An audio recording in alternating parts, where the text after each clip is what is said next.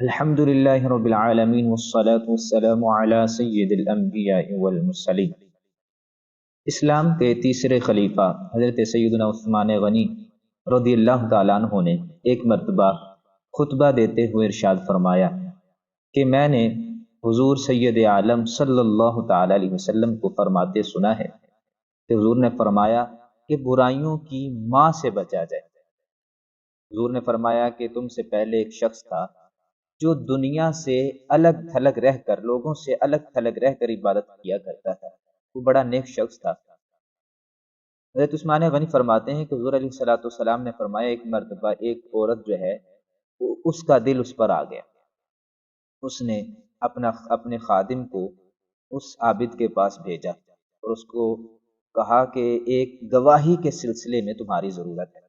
جب وہ عابد شخص آیا، وہ جس دروازے سے گزرتا وہ دروازہ بند کر دیا جاتا، جہاں تک کہ وہ ایک ایسی خوبصورت عورت کے پاس پہنچا جس کے پاس ایک لڑکا کھڑا تھا اور پاس جو ہے وہ ایک شیشے کا برتن پڑا ہوا تھا جس میں شراب تھی۔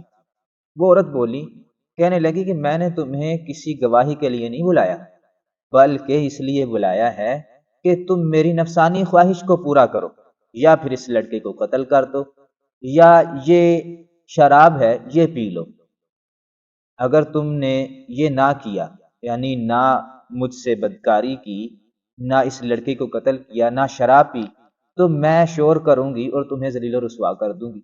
جب اس عابد شخص نے دیکھا کہ اب چھٹکارے کی کوئی راہ نہیں ہے تو اس نے شراب پینے کو اختیار کیا۔ اس عورت نے اس کو شراب پلائی، شراب پی تو شراب کے نشے میں اس نے اور شراب مانگی، یہاں تک کہ شراب وہ پیتا رہا اور اس عورت کے ساتھ اس نے منہ کالا بھی کیا اور لڑکے کو قتل بھی کر دیا شراب کے نشے میں۔ حضور سید عالم صلی اللہ تعالی علیہ وسلم نے مزید ارشاد فرمایا کہ شراب سے دور رہا جائے۔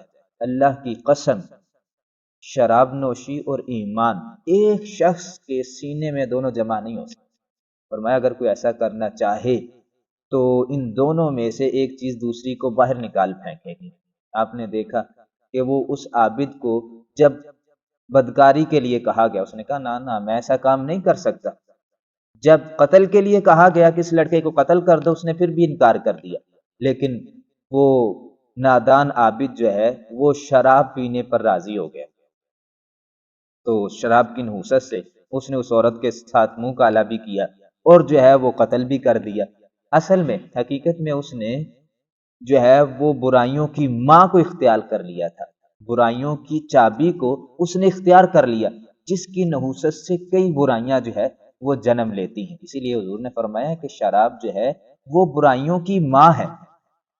ہمارے معاشرے میں بھی جہاں کئی برائیاں جو ہے وہ پنپ رہی ہیں، وہاں شراب نوشی بھی جو ہے ایک وبا کی طرح شکل اختیار کر گئی ہے، اور اس کی نحوست سے ہمارے معاشرے کا چہرہ جو ہے وہ مسخ ہو گیا ہے۔ اللہ تبارک و تعالی ہمیں اور ہماری آنے والی نسلوں کو اور اس معاشرے کو شراب جیسی اور دوسرے کئی نشوں کی لت سے محفوظ فرمائے۔ آمین بجاہ النبی الامین صلی اللہ تعالی علیہ وآلہ۔